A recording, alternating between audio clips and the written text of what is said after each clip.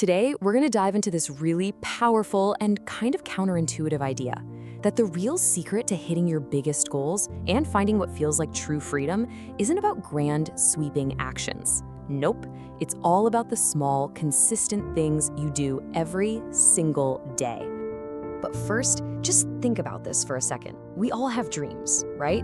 Big ambitions. But what is that invisible line that separates the dreamers from the actual doers? How come some people just seem to sail right across it, while so many others feel like they're just stuck at the starting line? Well, the answer isn't some big, complicated secret. It actually boils down to one powerful and, let's be honest, often misunderstood word: discipline. That is the bridge we're talking about, and that's the bridge we're gonna cross right now. Okay, so when you hear the word discipline, what comes to mind? For a lot of us, it's punishment, or maybe living a boring life with no fun. But let's just reframe that completely. Think of discipline as the structure, the blueprint that connects what you want, your desire, with what you actually do, your accomplishment. It's the essential link in the chain. All right, let's talk about the motivation myth. I think we've all been there, right? Waiting for that jolt of inspiration to strike before we get started. But honestly, waiting for motivation, it's a trap. Let's break down why that fleeting feeling is not the key to getting what you want. So, check this out. Motivation, that's the spark. It's the big, exciting flash of fire that gets you all hyped up, and it's great for starting. But the problem is, it burns out. Discipline, on the other hand, that's the engine. It's steady, it's consistent, it's built on a decision, not an emotion. It just keeps going long after that initial spark is gone. I mean, think about a professional athlete. You don't think they wake up every single morning just buzzing with excitement for a 5 a.m. workout, do you? No way. They do it because their discipline is stronger than their mood. That consistency, day in and day out, is what builds a champion. It's not some random burst of inspiration. So, if discipline is the engine, then consistency is the fuel that makes it run. And this is where the real magic happens. Because greatness, real greatness, isn't born from one single heroic moment. It's built piece by piece by the compounding power of all those small daily actions. It's like every tiny thing you do consistently. It might feel like nothing in the moment, totally unnoticeable, but it's building. It's stacking up one on top of the other. It's like compound interest for your life. These small deposits eventually grow into something absolutely massive. Let's make this super simple. Writing a whole book? Yeah, that sounds impossible, right? Overwhelming. But what about writing just one page? That's it, one page, totally doable. It's the discipline of that one small, repeated act that turns an impossible-sounding goal into a totally inevitable outcome, a finished book. Okay, so here's where we get to the part that might sound totally backward at first, but it might be the most important thing we talk about today. We usually think of structure and rules as limiting, but what if that structure is the very thing that sets you free? Just let that sink in for a second. Discipline leads to freedom. It sounds like a paradox, doesn't it? So how on earth does that actually work? Well, think about it like this. When you're disciplined enough to exercise and eat well, you earn the freedom of having energy, of feeling good in your own body. When you're disciplined with your money, you gain the freedom of financial choice and security. You're literally freeing your future self from the consequences of today's bad impulses. But okay, what about when you fail? And I mean fail a lot.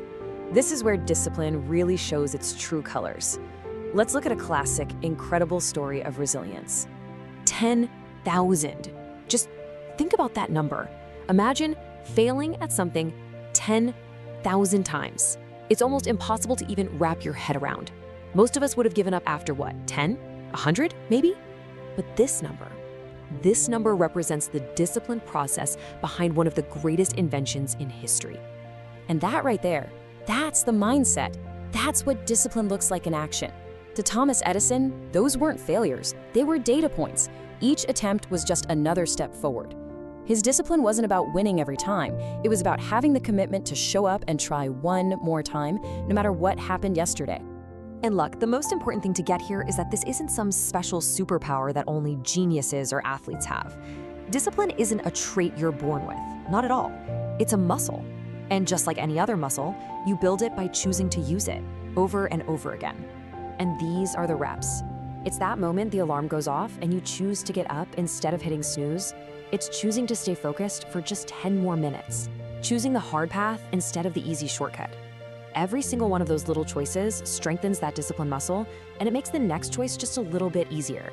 So after all this, it really just boils down to one simple question for you. Right here, right now. Forget about tomorrow or next year. What is the one small, disciplined choice you're going to make today that your future self is absolutely going to thank you for?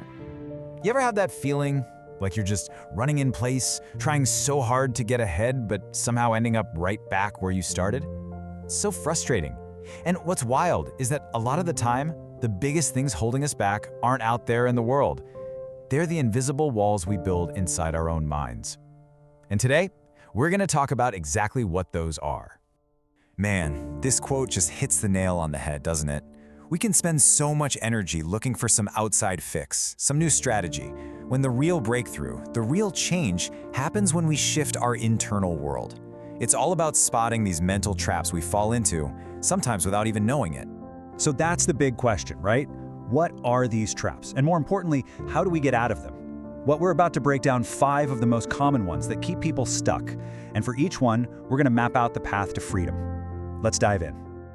Okay, so the first 2 traps we're going to look at are all about what stops us cold right before we even start. You know, they're kind of the silent assassins of our dreams, convincing us that it's better to just not even try. I love this analogy. Just picture it. A chef has made this incredible meal. Everything is basically ready, but they're just frozen. They keep adding one more pinch of salt, a little more pepper, convinced it's just not quite right yet. This is our first trap, and oh man, it's a big one. This, right here, is the perfectionism trap. And here's the thing you have to understand. This isn't about having high standards. It's really about being terrified of making a mistake. The way out isn't to just lower your standards, it's to embrace what we call imperfect action. Just launch the thing, send that email, start the workout. Because real growth, the good stuff, it doesn't happen while you're planning. It happens when you're doing. Okay, so picture yourself on a track. You're at the starting line. The gun goes off, but instead of running, you're just looking. You're looking to your left, to your right, totally mesmerized by how fast everyone else is going. You get so caught up in comparing that you never even take a step. And that is the I'm not good enough trap. It's a killer, and it's fueled by one thing: comparison. It is a game you absolutely cannot win. Because guess what? There's always going to be someone who seems like they're ahead of you. The only way to be free is to shift your focus. Stop looking sideways and start looking at your own journey. The only person you should be competing with is who you were yesterday. That's it. That's the only scoreboard that matters. All right, so the next couple of traps are a little different. They aren't just about taking action. They're about the very glasses you're wearing to see the world. Your entire outlook shapes what you believe is possible. This one is so simple, but so true. You see someone else win, right? They get that promotion, they launch that successful business, and your first feeling, deep in your gut, is that little sting of, oh, well, that means there's one less opportunity for me, like it's all one small pizza. This is the scarcity mindset trap. It forces you to play defense your whole life, just trying to protect your little slice. So, how do you break free? You have to build an abundance mindset. A great place to start is just practicing gratitude for what you have. That simple act trains your brain to see opportunity instead of lack. You stop worrying about getting a slice of the pizza and you start thinking, hey, how can I help bake a bigger pizza for everybody? Seriously, think about that for a second. How completely powerless would that feel? You're in the driver's seat of your own life, the engine's running, but you've handed the wheel to your boss, or to the economy, or to your past. You end up being just a passenger on your own road trip. And that is the blame game trap. You know, it feels kind of safe for a minute to say, hey, it's not my fault. But what you're really saying is, I have no power to change this. Freedom comes when you take the wheel back. Look, this isn't about blaming yourself. It's about taking responsibility for what you can control. Your choices, your actions, your attitude. Right now. That's the moment you stop being a victim in your story and start being the author. Okay, that brings us to our last trap. And honestly, this might be the biggest one. It's that final hurdle that stands between the person you are right now and the person you're truly meant to be. It's all about what other people might think. Oh, we all know this feeling, don't we? You're about to speak up in a meeting or post something you created, or even just wear an outfit you love, and you can just feel this imaginary audience staring at you, waiting for you to mess up. That pressure is real, and it can be totally paralyzing. And this is the fear of judgment trap. But listen, the freedom from this trap comes from one absolutely liberating truth. Nobody is thinking about you nearly as much as you think they are. I mean it. Everyone is the star of their own movie. Once you really truly get that, you stop performing for some imaginary audience and you start living for yourself, for your own purpose. So, we've named the traps, we've seen what they look like. Now, how do we actually put all this together? How do we turn our mind from a prison that holds us back into a launch pad that propels us forward? It really boils down to 3 simple steps. First, you have to name the trap. When you feel that thought, "I'm not good enough," you literally say to yourself, "Oh, okay, that's the comparison trap." Just seeing it is half the battle. Second, accept responsibility. Ask yourself, okay, what's one thing I actually have control over right now? And third, take imperfect action. Just do one small thing. Write one sentence, make one call. That's how you do it. That's how you break these things down piece by piece. And in the end, it all comes down to this choice. It really does. The very same energy you use to worry and build these invisible walls, you can redirect that energy to build a rocket ship. These patterns are not set in stone. You have the power to see them, to challenge them, and to choose something different. So I'll leave you with this question.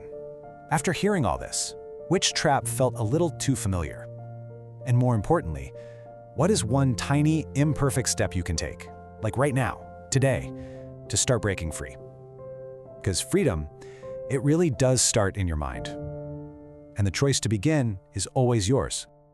You know, we live in a world that's just obsessed with quick results and overnight success, right? But today, we're going to talk about a force that often gets overlooked, yet it's actually behind every single great achievement. And that force is consistency. So let's just dive right in with a question I think we've all asked ourselves at some point. Why does that initial spark of motivation always seem to fade?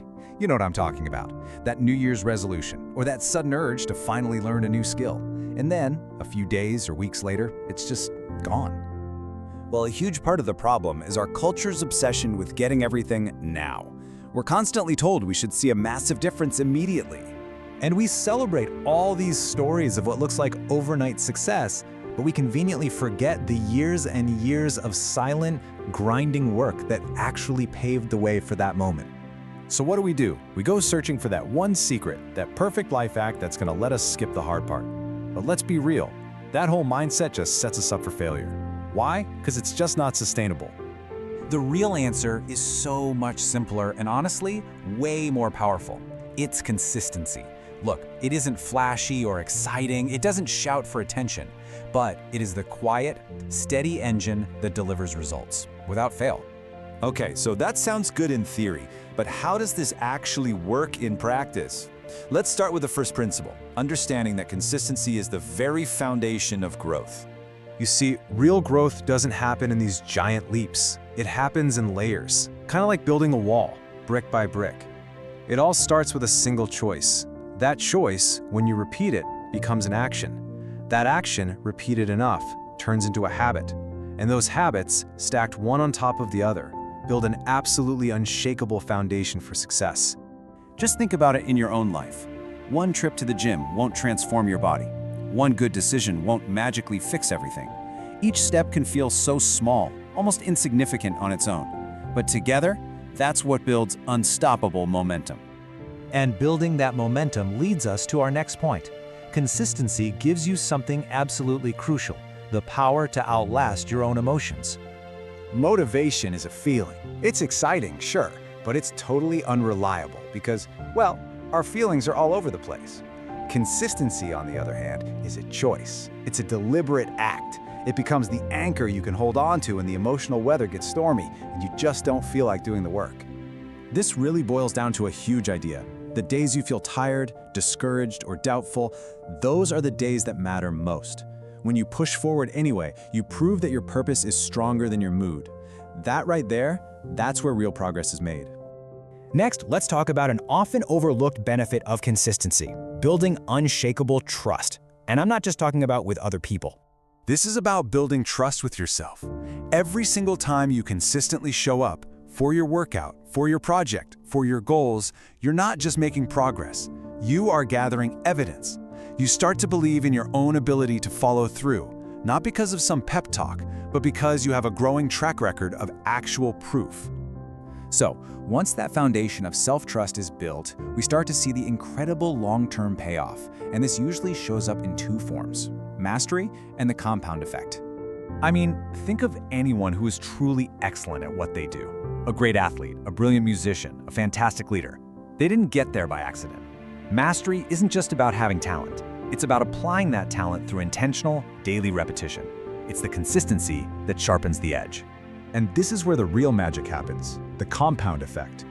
On day one, your effort might seem tiny, but the small, consistent inputs don't just add up, they multiply. Over time, the results grow exponentially, far, far beyond what a few big one-time efforts could ever produce. It all comes down to a simple but really profound truth.